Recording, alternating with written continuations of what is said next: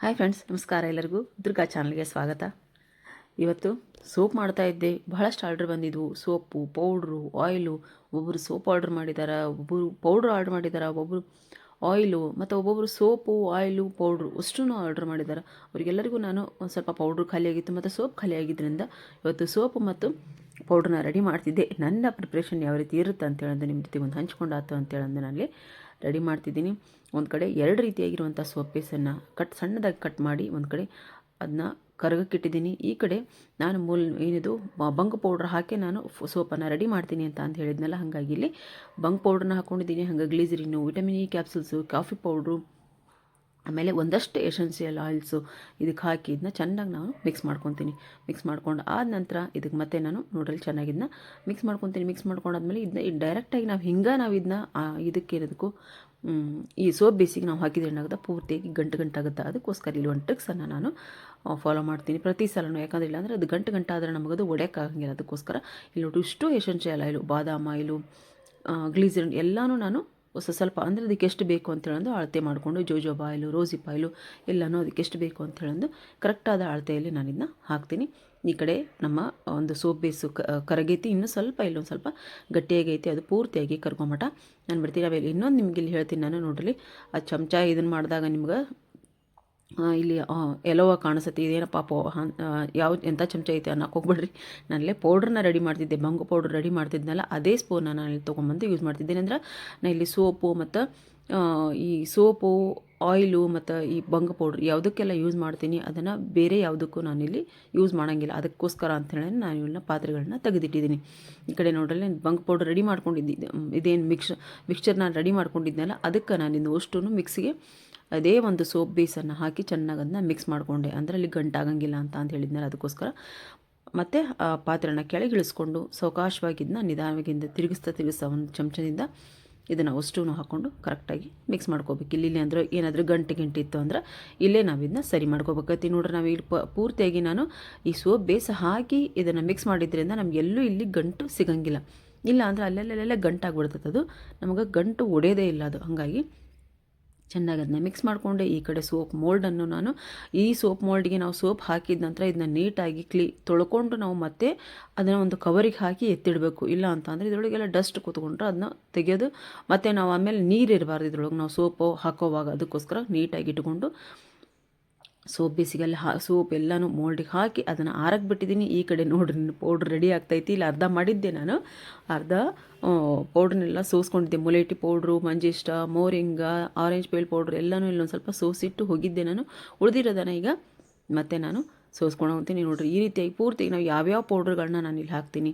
ದಾಸವಾಳ ಪೌಡ್ರು, ಆಮೇಲೆ ಗುಲಾಬಿ ಪೌಡ್ರು, ನೋಡ್ರಿ ಗುಲಾಬಿ ಪೌಡ್ರು, ಮೆಂತ್ಯ ಕಾಳು, ಅಗಸಿ ಕಾಳು, ಇದೇನೈತೆ ಎಲ್ಲನೂ ನಾನು ಕರೆಕ್ಟಾಗಿ ನಾನಿಲ್ಲಿ ಅಳತೆ ಮಾಡಿ ಇಷ್ಟು ಪೌಡ್ರಿಗೆ ಎಷ್ಟು ಬೇಕು ಅಂತ ಹೇಳೋದು ಅಳತೆ ಮಾಡಿ ಎಲ್ಲನೂ ಹಾಕಿ ಚೆನ್ನಾಗಿ ನಾನಲ್ಲಿ ಮಿಕ್ಸ್ ಮಾಡ್ಕೊತೀನಿ. ಮಿಕ್ಸ್ ಮಾಡಿಕೊಂಡ್ರೆ ನಮ್ಮ ಇಲ್ಲಿ ಒಂದು ಬಂಕ್ ಪೌಡ್ರು ರೆಡಿ ಆಗುತ್ತೆ. ಹಾಗೆ ನಾನು ಇವತ್ತೇನು ರೆಡಿ ಮಾಡ್ತಿದ್ದೆ, ಹಂಗೆ ಒಂದು ಸ್ವಲ್ಪ ಎಲ್ಲನೂ ಯಾವ ರೀತಿ ನನ್ನ ಪ್ರಿಪ್ರೇಷನ್ ಇರುತ್ತೆ ತೋರಿಸಿದ್ರಾತು. ಆಮೇಲೆ 2-3 ದಿನ ಆಯ್ತು ವೀಡಿಯೋನೂ ಹಾಕೋಕ್ಕಾಗಿಲ್ಲ ನನಗೆ. ಅದಕ್ಕೋಸ್ಕರ ಇಲ್ಲಿ ನೋಡ್ರಿ, ಪೌಡ್ರನ್ನೂ ಕರೆಕ್ಟಾಗಿ ಮಿಕ್ಸ್ ಮಾಡಿಕೊಂಡು ಪೌಡ್ರನ್ನ ರೆಡಿ ಮಾಡಿದೆ. ಈ ಕಡೆ ಸೋಪು ನಮ್ಗೆ ಮೋಲ್ಡ್ಗೆ ಹಾಕಿದ್ದು ಅದು ಸೋಪು ರೆಡಿ ಆಗೈತಿ. ಆಮೇಲೆ ಇಲ್ಲಿ ಈ ಒಂದು ಆಯಿಲಿಗೆ ನಾನು ಬಾಟ್ಲನ್ನು ಆರ್ಡ್ರ್ ಮಾಡಿದ್ದೆ ಅಂತ ಹೇಳಿದ್ದೆ. ಬಾಟ್ಲುಗಳು ಇವಾಗಲೇ ಬಂದಾತು. ಇಷ್ಟೂ ನಾನು ಅದನ್ನ ಪೌಡ್ರೆಲ್ಲ ರೆಡಿ ಮಾಡಿ ಆದಮೇಲೆ ನಂದು ಈ ಕೆಲಸ ಮುಗಿದ ತಕ್ಷಣ ಏನು ಮಾಡ್ತೀನಿ, ನಾನೊಂದು ಬಾಕ್ಸಿಗೆ ಏರ್ ಕಂಟೈನರ್ ಡಬ್ಬ ಹಾಕಿದ್ದು ನಾವು ಅಷ್ಟೂ ಯಾವ್ಯಾವ ಪೌಡ್ರ್ ಏನೇನದಾವೆ ಎಲ್ಲನೂ ಹಾಕಿ ಅದನ್ನು ಬಾಕ್ಸಿಗೆ ಹಾಕಿ ಸರಿಸಿ ಆ ಕಡೆ ಇಟ್ಟೆ.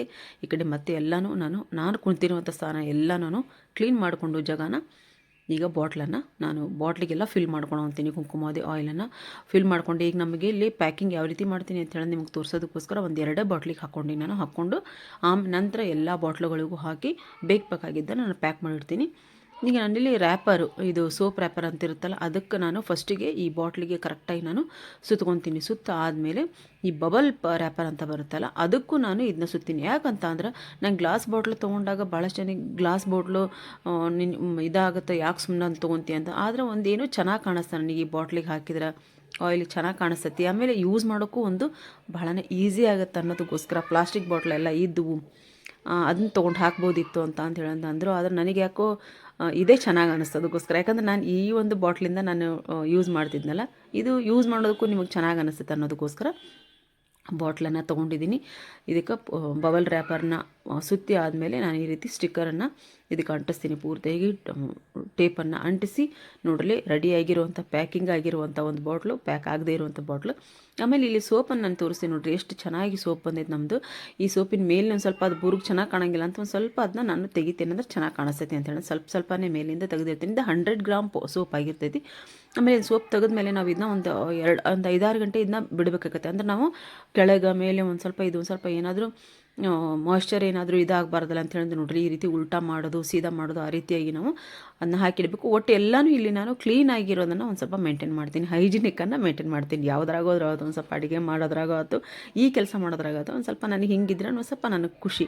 ಎಲ್ಲ ಬಾಟ್ಲಿಗೂ ನನಗೆ ಆಯಿಲನ್ನು ತುಂಬಿಟ್ಕೊಂಡಿದ್ದೀನಿ. ಒಂದು ಪ್ಯಾಕ್ ಮಾಡಿದ್ದೈತಿ, ಇದು ಪೂರ್ತಿಯಾಗಿ ನಾನು ತುಂಬಿಟ್ಟು ನಿಮ್ಗೆ ವಿಡಿಯೋ ತೋರಿಸಿದ್ದೀನಿ. ಎಷ್ಟು ಖುಷಿ ಆಗುತ್ತೆ ಅಂದರೆ ಈ ಬಾಟ್ಲ್ಗಳನ್ನೆಲ್ಲ ತುಂಬಿಟ್ಟಿದ್ದೇನಲ್ಲ, ಏನೋ ಒಂಥರ ಖುಷಿ ಆಗುವಂಥದ್ದು ನನಗೆ ಕರೆ ಅಂತ. ಯಾಕಂದರೆ ಈ ಪ್ಲಾಸ್ಟಿಕ್ ಬಾಟ್ಲಲ್ಲಿ ಡ್ರಾಪರ್ ಬಾಟ್ಲಿಗಿಂತ ಪ್ಲಾಸ್ಟಿಕ್ ಬಾಟ್ಲಿಗಿಂತ ಈ ಡ್ರಾಪರ್ ಬಾಟ್ಲ್ ನನಗೆ ಭಾಳನ ಅಟ್ರಾಕ್ಟಿವ್ ಕಾಣಿಸಿದ್ದು. ಅದಕ್ಕೋಸ್ಕರ ಆಮೇಲೆ ಮೊದಲಿಗೆ ತಂದಿದ್ದೆ ಅದು ಪೂರ್ತಿಯಾಗಿ ಟ್ರಾನ್ಸ್ಪರೆಂಟ್ ಇತ್ತು. ಅದ್ರ ಬದಲಾಗಿ ಇದನ್ನು ತರಿಸ್ಕೊಂಡು ಈ ಸರ್ತಿ ಪ್ಯಾಕಿಂಗ್ ರೆಡಿ ಮಾಡಿದ್ದೀನಿ ನೋಡ್ರಿ. ಪೂರ್ತಿಯಾಗಿ ನನ್ನ ಪ್ಯಾಕಿಂಗ್ ರೆಡಿ ಆಗೈತಿ. ರೆಡಿಯಾಗಿ ದೇವ್ರ ಮುಂದಿಟ್ಟು ಎಲ್ಲರಿಗೂ ಒಳ್ಳೇದಾಗ್ಲಪ್ಪ ದೇವ್ರಿ ಅಂತ ಹೇಳೋದು ಬೇಡ್ಕೊಂಡು ನಿಮ್ಮೆಲ್ಲರಿಗೂ ಈ ಪಾರ್ಸಲನ್ನು ಕಳಿಸಿದ್ದೀನಿ. ಆಮೇಲೆ ಇನ್ನೂ ಒಂದು ಇಲ್ಲಿ ನಮ್ಮ ಮಂಜುಳಾ ಸಿಸ್ಟರ್ ಒಬ್ಬರು ನನಗೆ ಹೇರ್ ಆಯಿಲು ಬೇಕು ಅಂತ ಹೇಳಿದರು. ಹಾಗಾಗಿ ಇವತ್ತು ಅವರಿಗೆ ಪ್ಯಾಕಿಂಗನ್ನು ರೆಡಿ ಮಾಡ್ತೀನಿ. ಯಾಕಂತ ಅಂದರೆ ಅವರು ಮೊದಲಿಗೆ ಆರ್ಡ್ರ್ ಮಾಡಿದರು, ಈಗ ಆಯಿಲ್ ಬಾಟ್ಲ್ ಸಂಬಂಧ ಕಾಯ್ತಿದ್ದೆ. ಇವತ್ತು ಬಾಟ್ಲ್ ಬಂದಿದ್ದವು, ಇದನ್ನು ಅವರಿಗೆ ರೆಡಿ ಮಾಡಿ ಅವರು ಪೌಡ್ರು ಆಯಿಲ್ ಎಲ್ಲನೂ ರೆಡಿ ಮಾಡಿದಾರಲ್ಲ, ಆರ್ಡ್ರ್ ಮಾಡಿದಾರಲ್ಲ, ಹಾಗಾಗಿ ಇದನ್ನೆಲ್ಲ ಪ್ಯಾಕಿಂಗ್ ಮಾಡಿ ಅವ್ರಿಗೂ ಕಳಿಸ್ಕೊಡ್ತೀನಿ. ಒಳ್ಳೆಯ ಒಂದು ಖುಷಿಯಾಗಿರುವಂಥ ಒಂದು ವಿಚಾರ ನನಗಾಗೈತಿದು. ಯೂಟ್ಯೂಬಿಗೆ ವಿಡಿಯೋ ಹಾಕ್ತಾ ಈ ಆರ್ಡರ್ಸನ್ನು ತೊಗೊಂಡು ನಿಮ್ಮ ಜೊತೆಗೆಲ್ಲ ಜೊತೆಗೆ ಕಾಂಟ್ಯಾಕ್ಟ್ನಾಗ ಇರಬೇಕು ಅನ್ನೋದೊಂದು ಆಸೆ ನನಗೆ. ಹಂಗಾಗಿ ಈ ಕೆಲಸನೂ ಬಿಡೋಂಗಿಲ್ಲ, ಅದನ್ನೂ ಬಿಡೋಂಗಿಲ್ಲ. ಆಮೇಲೆ ನಾನು ಒಬ್ಬಳೇ ಮಾಡೋದ್ರಿಂದ ಒಂದು ಸ್ವಲ್ಪ 1-2 ದಿನ ಏನಾದರೂ ಆರ್ಡ್ರು ಹಿಂದೆ ಮುಂದೆ ಆದ್ರೆ ದಯವಿಟ್ಟು ಯಾರು ಬೇಜಾರು ಮಾಡ್ಕೊಳಕ್ಕೆ ಹೋಗ್ಬೇಡ್ರಿ. ಎಲ್ಲರಿಗೂ ನಾನು ಆರ್ಡ್ರನ್ನ ಕಳಿಸ್ಕೊಡ್ತೀನಿ ಅಂತ ಹೇಳ್ತಾ ಈ ವಿಡಿಯೋನ ಇಲ್ಲಿಗೆ ಎಂಡ್ ಮಾಡ್ತಿದ್ದೀನಿ. ವಿಡಿಯೋ ಇಷ್ಟ ಆದರೆ ದಯವಿಟ್ಟು ಒಂದು ಲೈಕ್ ಮಾಡಿರಿ, ಶೇರ್ ಮಾಡಿರಿ. ನಿಮ್ಮ ಅನಿಸಿಕೆ ಅಭಿಪ್ರಾಯಗಳನ್ನ ನನ್ನ ಕಮೆಂಟ್ ಬಾಕ್ಸಲ್ಲಿ ಕಮೆಂಟ್ ಹಾಕಿರಿ ಅಂತ ಹೇಳ್ತಾ ಮತ್ತೆ ಮುಂದೆ ಒಂದು ಒಳ್ಳೆಯ ವಿಡಿಯೋದೊಂದಿಗೆ ಈ ಸರ್ತಿ ಮತ್ತೆ ನಾನು ಸ್ಕಿನ್ ಕೇರ್ ವಿಡಿಯೋದೊಂದಿಗೆ ನಾನು ಬರ್ತೀನಿ. ಅಲ್ಲಿವರೆಗೂ ವಿಡಿಯೋ ನೋಡ್ತಾ ಇರಿ, ಸಪೋರ್ಟ್ ಮಾಡ್ತಾ ಇರಿ. ಬಾಯ್ ಫ್ರೆಂಡ್ಸ್, ಬಾಯ್.